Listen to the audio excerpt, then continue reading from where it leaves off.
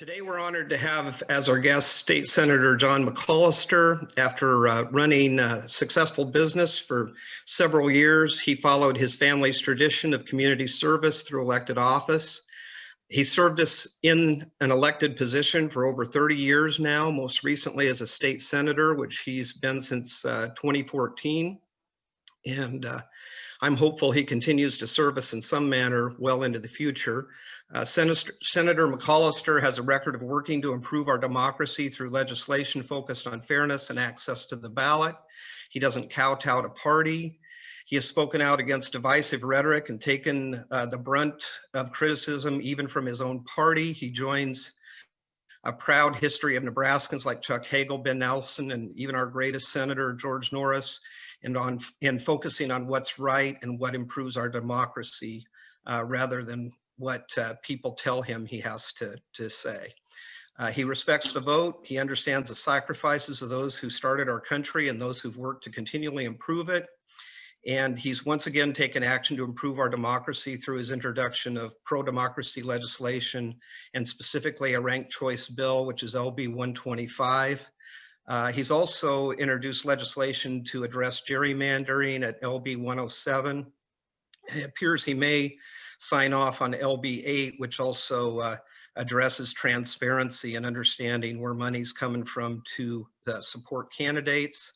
So, Senator, I want to thank you for taking time to be with us this evening, and given the events of the week, we appreciate anything you can share regarding not only ranked choice voting, but other ways we can improve our democracy and our government as well. So with that, I'll turn it over to you. Thank you very much for being here.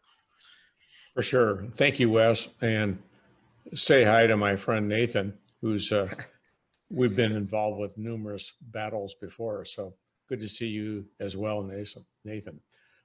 Yes, the bill came in today, first day of bill introduction. So the bill was turned in. And I'll take Wes's acknowledgement. It's 125, LB 125. So I figured this will probably be a 2-year bill. We need to probably take a year and tell people what ranked choice voting really means. What's that mean? It means probably going to Rotary clubs, Kiwanis clubs, and describing what ranked choice voting is. As you probably know, it did not succeed in Massachusetts. It's in Maine and apparently in Alaska. So, you know, it's a process that we need to get involved with. And I'll need your help to do that. When the bill comes up for a hearing, I'll need some folks to testify. So if you haven't done that, that ought to be on your bucket list. So thank you for the opportunity to be here. And I'll look forward to working with you as allies. Back to you, Wes. All right, that was quick. Well, as far as questions are concerned, when you reference it as a 2-year bill, that means you'll introduce it this year. We'll probably have it go through committee. We'll testify and then fine tune it for next year. Yeah, that is absolutely correct. You know, since there is quite a learning curve with this bill, you know, I don't see it succeeding unless we do have some opportunity for people to really understand what it does. And, you know, you don't do that just from a hearing. You know, we need to do some outreach and tell people what ranked choice voting really means. All right. And then Cindy, if you want to share some questions from the chat box, I think that's what we had discussed.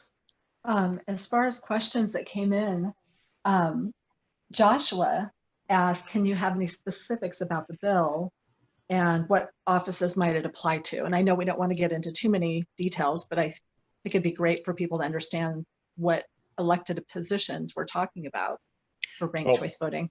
As I understand the bill, it only applies to state of Nebraska elections, and probably notably the governor's race. Now, if we'd had ranked choice voting for Pete Ricketts for governor in 2014, he wouldn't have won. So it does represent a major change. And I think it's a process that's becoming something that people prefer. if they understand it. So that's why we've got probably at least a year worth of work to make sure that people really understand what it involves. The other thing we could probably do, if it doesn't succeed in the legislature, could put it on the ballot and make it a constitutional amendment like they did in Massachusetts. That's something that other states have looked at. And I know that someone here was asking about how Senator Slammas' bill might impact something like this, because of course, do you want to talk about that at all?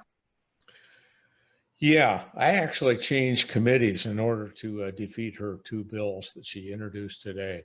And I'll work hard against the voter ID bill and the winner take all. And I think that pretty well, along with ranked choice voting, those efforts of mine are fairly similar.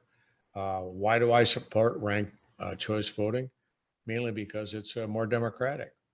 And I think the voters get a better way to exhibit their choices for candidates. I look forward to working this particular bill. Which committee did you drop? I dropped revenue, which I've been on for 2 years, and I went to government, the government committee. And so I'll be in that committee when Julie Slammas' bill comes before that august body. Okay. Does the rest of the members of the committee appear to be the types that we should worry about that bill advancing? Well, before I joined that committee, perhaps. It was 5 Republicans and 3 Democrats. So it wasn't very balanced. But now I think it's a balanced committee. And what we will, I think, be able to do is to hold those bills in committee. It takes 25 votes to pull a bill from a committee. And that's going to be increasingly difficult. So I'm hopeful we can hold her bills in committee. There is someone who had asked about, let's see here, I lost my spot. Another person asked about how you came to introduce this bill. Was there a specific moment that Say that again? spurred? Was there a specific instance or moment that spurred you to bring this bill? Yeah, the first 10 days of the legislature, discounting yesterday, which is Wednesday, the first day, first 10 days, you can introduce bills. So my ranked choice voting bill was introduced today. So we will reference that committee or reference that bill to committee probably tomorrow. And I'm on the executive board, so we will probably put that particular bill into the government committee, which I'm a member of now. So it should get a good hearing there.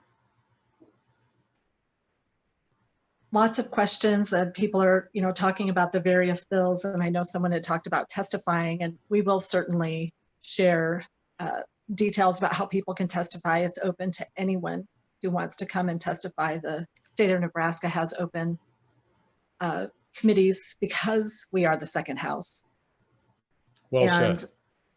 There's someone who mentioned about the League of Women Voters will be there to testify.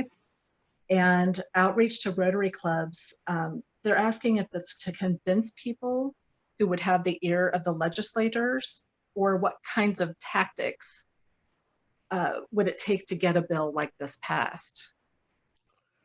Well, it's certainly a multi-year bill, mainly because most people don't understand what the bill does. Even though it's appeared in many legislatures before, we are going to have a learning process with this bill. It's quite possible we'll have to do a constitutional amendment. We may do that next year with redistricting. If we don't do a good job redistricting this year, we're probably going to have a constitutional amendment. So it's, I'm only good for 2 years, then I'm term limited, but I'm hopeful we can get this bill done in those 2 years. There's a question from someone who's wondering to be fully informed is the way they worded it. What are the main complaints or opposition to ranked choice voting? Mainly because it's different. The other opposition point, I think, is the fact that it's new. It's different. And so I think it's going to require some education. It failed in Massachusetts, and I'm not exactly sure why. It worked in Maine, mainly perhaps because it's a smaller state. So we'll need to analyze why some of the initiatives or some of the processes didn't work in other states. And maybe Wesley or maybe Nathan knows why it didn't work in other states. What kinds of chances as far as electoral reforms have a better chance of passing, in the legislature or through ballot? Depends on the issue.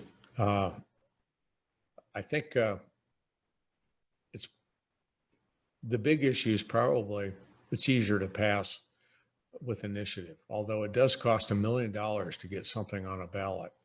So, I think it's important for us to get support, make sure people understand what ranked choice voting really means, because I would contend that maybe 95% of the people really don't know what ranked choice voting really means.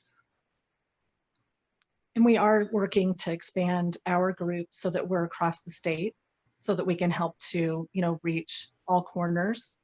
Are there questions we didn't ask or anything else that you would think would be important for us to be focused on?